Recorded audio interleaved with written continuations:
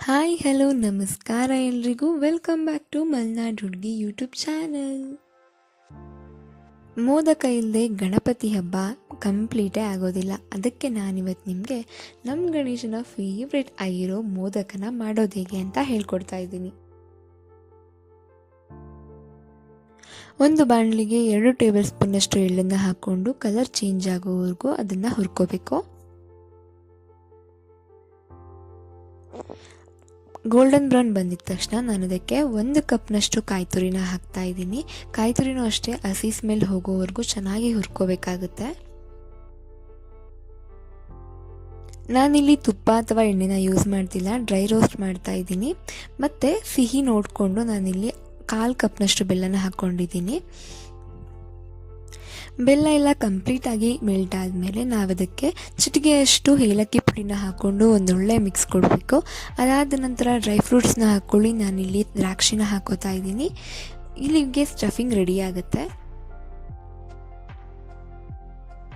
ಮತ್ತೊಂದು ಕಡಾಯಿಗೆ ನೀರನ್ನ ಕಾಯೋದಕ್ಕಿಟ್ಟು ಉಪ್ಪು, ತುಪ್ಪ ಮತ್ತು 1 ಟೇಬಲ್ ಸ್ಪೂನಷ್ಟು ಅಕ್ಕಿ ಹಿಟ್ಟನ್ನು ಹಾಕ್ಕೊಂಡು ಕುದಿಯೋದಕ್ಕೆ ಬಿಡಬೇಕಾಗತ್ತೆ. ಈ ರೀತಿ ನೀರು ಕುದೀತಾ ಇರಬೇಕಾದ್ರೆ ಉಳಿದಿರೋ ಅಕ್ಕಿ ಹಿಟ್ಟನ್ನು ಕೂಡ ಹಾಕ್ಕೊಂಡು ಗಂಟಿಲ್ದಿರೋ ರೀತಿ ಚೆನ್ನಾಗಿ ಮಿಕ್ಸ್ ಮಾಡ್ಕೊಳ್ಳಿ. ನಾನಿಲ್ಲಿ 1 ಕಪ್ ಅಕ್ಕಿ ಹಿಟ್ಟಿಗೆ 1.5 ಕಪ್ಪಷ್ಟು ನೀರನ್ನ ಕಾಯೋದಕ್ಕೆ ಇಟ್ಟಿದ್ದೆ.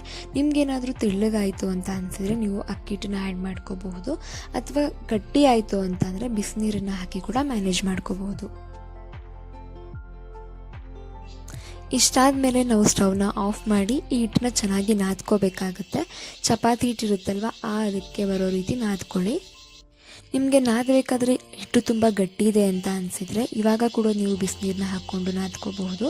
ನೋಡಿ, ಇಷ್ಟು ಸಾಫ್ಟಾಗಿರಬೇಕು. ನಿಮಗೆ ನಮ್ಮ ಮಲ್ನಾಡ್ ಮ್ಯೂಸಿಕ್ ಕೇಳಿಸ್ತಾ ಇದೆ ಅನಿಸುತ್ತೆ, ಸಾರಿ ಫಾರ್ ದ ಡಿಸ್ಟರ್ಬೆನ್ಸ್.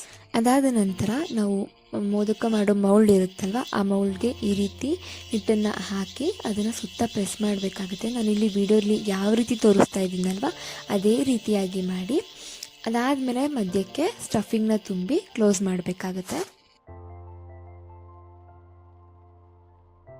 ನೋಡ್ತಿದ್ದೀರಾ ಅಲ್ವಾ, ಇದೇ ರೀತಿಯಾಗಿ ಸ್ಟಫಿಂಗ್ನ ಹಾಕಿ ನೀಟಾಗಿ ಕ್ಲೋಸ್ ಮಾಡಬೇಕಾಗತ್ತೆ.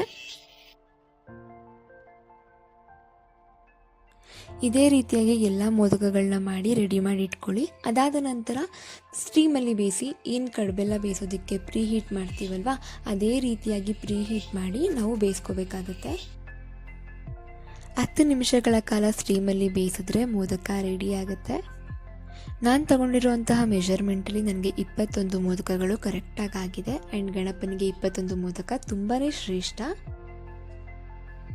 ಗಣಪತಿ ಹಬ್ಬಕ್ಕೆ ಈ ರೀತಿ ಸಿಂಪಲ್ಲಾಗಿ ಮೋದಕ ಮಾಡಿ. ನಿಮಗೆ ರೆಸಿಪಿ ಇಷ್ಟ ಆದರೆ ಲೈಕ್ ಮಾಡಿ, ಶೇರ್ ಮಾಡಿ, ಹಾಗೆ ಸಬ್ಸ್ಕ್ರೈಬ್ ಆಗಿ ಮಲ್ನಾಡ್ ಹುಡುಗಿ YouTube channel. Thank you for watching.